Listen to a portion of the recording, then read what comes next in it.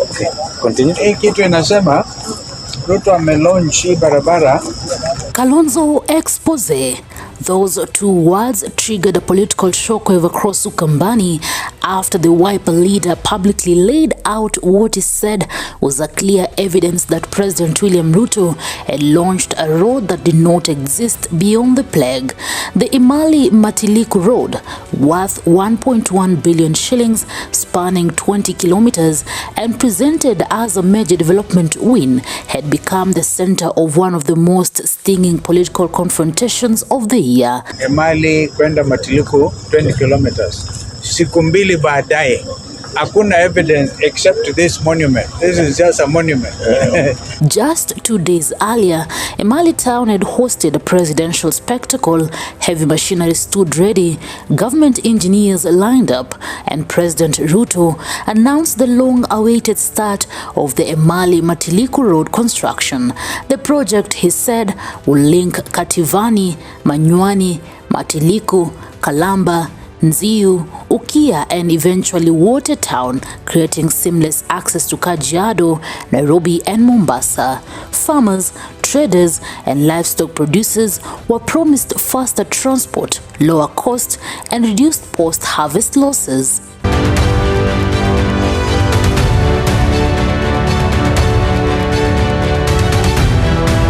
The president flagged off the machinery, declaring construction had officially begun. But on Friday evening, November 14th, Kalonzo Musyoka arrived at the same site for a simple question: had the work really started? According to him, the answer was a resounding no. What he found was only the project plague, standing alone, untouched, and no sign of construction equipment or activity. The machines that had been showcased during the presidential tour were gone. The ground was bare. Kalonzo immediately went public. He accused President William Ruto of misleading Ukambani residents, describing the launch as empty rhetoric packaged as development. Okay. Continue. Hii kitu inasema Ruto amelaunch barabara Wednesday tarehe 12. Leo ni Friday tarehe 14. Siku mbili baadaye, hapa magreda yalikuwa yamewekwa hapa kuonyesha rais ana launch barabara ya kutoka Emali kwenda Matiliku 20 kilometers. Siku mbili baadaye, hakuna evidence except this monument. This is just a monument. So this is not how to run a country. People expected by now matingatinga ingekuwa inaendelea na hii kazi. This is actually shameful. Yeah. He said the administration was repeatedly staging grand events with no tangible follow-through, and that the pattern had become so common that the entire nation had turned the phrase WANTAM into a second national anthem, a direct call for Ruto to serve only one term. This expose struck a nerve because it came at a time when Ruto was aggressively campaigning to win over Ukambani ahead of the 2027 elections. His government has consistently argued that the region has been locked out of development due to aligning with opposition politics. Mimi nimeamua kwa vyovyote, mbele na nyuma, kulia na kushoto, juu na chini, hii Ukambani haiwezi kukaa upinzani tena. Mimi niliwacha nafasi watu wakakuja wakazungusha Ukambani wakapeleka upinzani.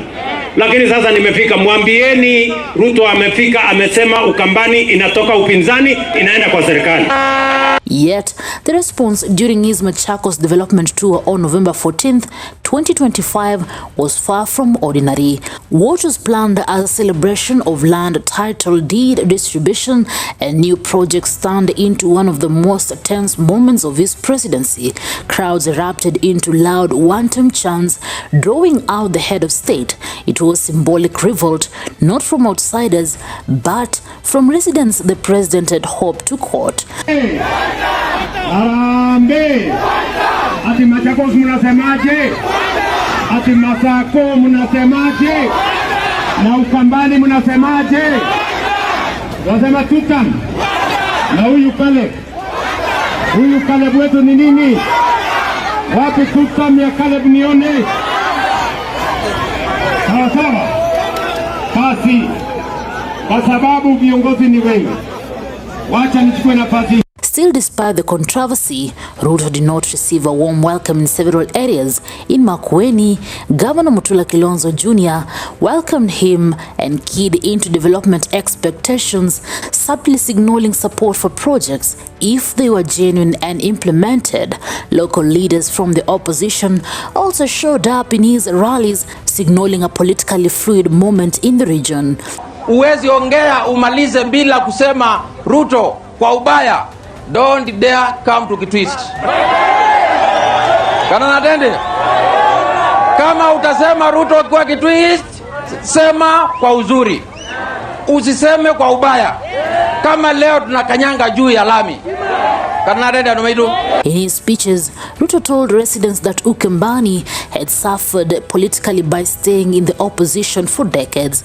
He argued that Kalonzo's 5 years as vice president in the Kibaki-Raila Grand Coalition government had not delivered the promised transformation. Ruto insisted he was ready to change that if Ukambani joined him politically in 2027.